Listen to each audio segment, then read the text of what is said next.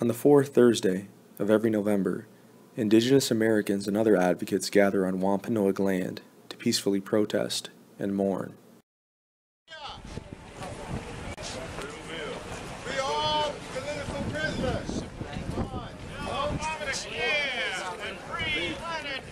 Every year since 1970, Native people and our supporters have come to Plymouth Rock, to Plymouth, Massachusetts, to talk about the truth, to tell the truth about U.S. history, to talk about what the Pilgrims really did, to talk about what the result has been for us of the European invasion. The day commemorates around the American holiday called Thanksgiving. The Wampanoag and other native tribes welcomed the immigrant population known as the Pilgrims to indigenous homeland. This kind gesture was reciprocated with war, genocide, and never-ending oppression. In 1970, Wampanoag leader Wamsutta Frank James was asked to speak to a group of American dignitaries to celebrate the day that the Europeans reached indigenous land. Wamsutta agreed, but when asked to provide an advance copy of his speech, state representatives didn't like what they saw. Within days he was told his words were not acceptable. The planners of the gathering, fearing the truth, told him he could speak only if he were willing to speak false words in praise of the white man. The organizers even were willing to write a speech for him. After all, they said, the theme of the celebration is brotherhood, and anything inflammatory would be out of place. Well, he refused to have words put into his mouth. National Day of Mourning came into being as a result of his refusal to speak untrue words. Instead of speaking at the banquet, he and many hundreds of Native people from throughout the Americas gathered in Plymouth on this hill and observed the first National Day of Mourning. And what was it that got these state officials so upset? Wamsutta used as a basis for his remarks one of their own history books, Mort's Relation, a Pilgrim account of their first year on Indian land. What really happened at the first Thanksgiving, or what some of us call the first Thanks-taking, according to popular myth, the Indians, us, and the Pilgrims, them, sat down and had a wonderful dinner, and everyone lived happily ever after, the end. Many times we have been asked what is the true history of Thanksgiving, and this comes as no surprise. The truth has been buried for 393 years. In 2020, Plymouth is planning to celebrate 400 years of the same myth. And I don't think anyone from UAI&E is going to be invited to address that banquet either. But here is the truth. The first Thanksgiving did not take place in 1621 when the Pilgrim survivors of the first winter sat down to dinner with their Indian friends. The first official day of Thanksgiving feasting in Massachusetts was proclaimed by Governor Winthrop of Massachusetts Bay Colony in 1637. He did this to give thanks for the safe return of men from the colony who had gone to what is now Mystic, Connecticut, to participate in the massacre of over 700 women and children of the Pequot Nation. About the only true thing is that these pitiful European strangers would not have survived their first several years in New England were it not for the aid of the Wampanoag people.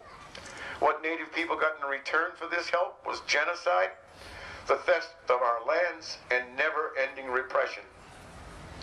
And another truth, the reason that the myth makers prefer to talk about the Pilgrims and not the earlier English-speaking colony in Jamestown is that in Jamestown the circumstances were way too ugly to hold up as an effective national myth. For example, the white settlers in Jamestown turned to cannibalism to survive, and that's not a very nice story to tell kids in school. The Pilgrims did not find an empty land any more than Columbus discovered anything. Every inch of this land is Indian land, and the Pilgrims, who did not even call themselves Pilgrims, did not come here seeking religious freedom. They already had that in Holland. They came here as part of a commercial venture. The Mayflower Compact was nothing more than a bunch of white men sticking together to ensure that they would get a return on their investment. They introduced sexism, racism, and a class system to these shores. And guess what? They did not even land at that sacred shrine down the hill called Plymouth Rock, which is a monument to racism and oppression, which we are proud to say we buried not once but twice in 1970 and again in 1995. Upon arriving, the Pilgrims opened my ancestors' graves and took as much as they could carry of our corn and bean supplies. Massasoit, the great sachem of the Wampanoag, knew this, yet he and his people welcomed and befriended the settlers, saving them from extinction, little knowing how many Wampanoag and other Indians would be killed by their guns or dead from their diseases. And later, from the very harbor that we can see from here, the pious Pilgrims sold my ancestors as slaves for 220 shillings each. Those who started Day of Mourning spoke of terrible racism and poverty. We all know that racism is alive and well. Not only Native people, but many people from the four directions are mired in the deepest poverty. Every winter, millions of people have to make a bitter choice between heating and eating. Native youth suicide and school dropout rates are rates of alcoholism to continue to be the highest in the nation. And as we did in 1970, we mourn the loss of millions of our ancestors and the devastation of our beautiful land, water, and air. We pray for our people who have died during this past year and during the past 521 years since Columbus showed up. And I hope you will join me in grieving too for our sisters and brothers in all countries, human beings who are referred to by this government as collateral damage. Keep in mind that for centuries, people throughout the Americas have been the collateral damage of the European invasion. I also hope you will join me in grieving too for the immense suffering of our sisters and brothers in Afghanistan, in Pakistan, in Palestine, in Iraq. They are all human beings who suffer and face acts of terror on a daily basis. Remember, too, the hundreds of millions of people who are hungry today, no matter where they live. Now, we condemn all acts of violence and terrorism perpetrated by all governments and organizations against innocent civilians worldwide. Since the invasion of Columbus and the rest of the European, Native people have been virtually non-stop victims of terrorism. The slaughter of the Pequots at Mystic, Connecticut in 1637, the U.S. military massacres of peaceful Native people at Wounded Knee and Sand Creek, and so many, many other places. The very foundations of this powerful and wealthy country are the theft of our lands and the slaughter of Native people and the kidnapping and enslavement of our African sisters and brothers. Today, on liberated territory, we will correct some history and do so in a country that continues to glorify butchers such as Christopher Columbus, in a country that glorifies slave-owning presidents such as Washington and Jefferson, and even carves their faces into the sacred hills, the sacred black hills of the Lakota. And just as National Day of Mourning was born in 1970, the protest continues to grow in size for support of cultural, racial, and political freedom. Supporters gather on this day to stand in unity against oppression, injustice, and tyranny by marching in the streets. What he did, allowing these pilgrims to come in here, selling the land, I think is how they put it.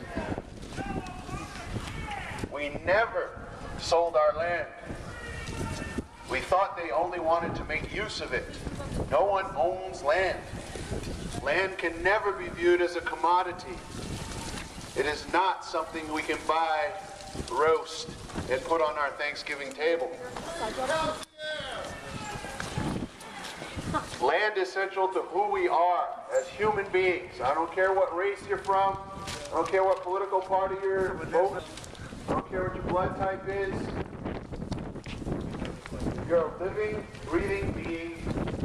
You are connected to all other living, breathing beings. We have indigenous people who come from all over, whether it's Mexico or Colombia, Ecuador, Canada, the U.S., from all around. Some years we even have indigenous people from countries outside the Western Hemisphere, for instance Maori from New Zealand or Aboriginal people from Australia. We welcome everybody who comes here, whether they're indigenous or not, because what we're doing is we're building native unity, but we also want to build unity among all people so that we stand together and struggle together and come to understand each other.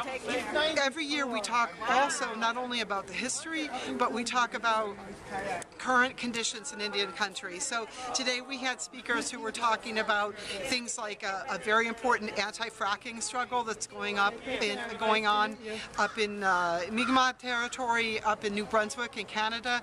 We've had people talking about the federal budget cuts, sequestration, and how that's impacting indigenous peoples in particular. We want to talk about what's going on now, not only so that we can share information with each other, but also because I think a lot of times we're seen as being dinosaurs or something like that. You know, a lot of non-native kids in school, they're like, are there still Indians? Do you still live in a teepee? Do you walk down the street with buckskin on? Are you real people? Do you eat spaghetti? I mean, we actually, you know, get those kind of questions. And I think the stereotype about many of us is that we're sort of like these relics of the past, and one of the things that we want to show is the diversity of indigenous peoples, the unity of indigenous peoples, and also to show that we're still here, we're still fighting back against these colonial occupying governments that have been oppressing us.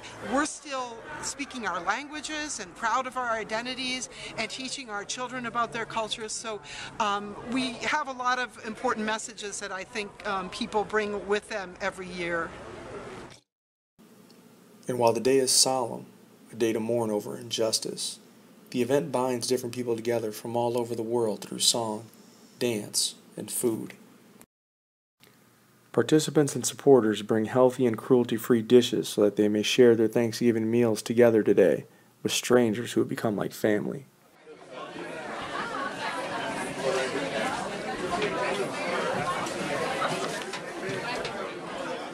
National Day of Mourning will happen this year on the fourth Thursday in November. If you're interested in joining, please meet at Coles Hill at 12 p.m. Eastern Standard Time in Plymouth, Massachusetts. But until then, remember the words of Mourning James. We will gather on this hill until the U.S. military and corporations stop polluting our mother, the earth. We will continue to stand here and protest until racism is made illegal. And we will not stop until the oppression of our two-spirited sisters and brothers is a thing of the past. When the homeless have homes, when immigrants from Mexico, Central and South America are no longer targeted, when no person goes hungry or is left to die because they have little or no access to quality health care, and when union busting is a thing of the past. Until then, the struggle will continue. And to our beautiful Native youth, I say, learn about and remember what your ancestors went through to bring you here. We are like the dirt, like the sand, and like the tides. We shall endure. In the spirit of Crazy Horse, in the spirit of Metacom, in the spirit of Geronimo, we are not vanishing, we are not conquered, and we are as strong as ever. Ho!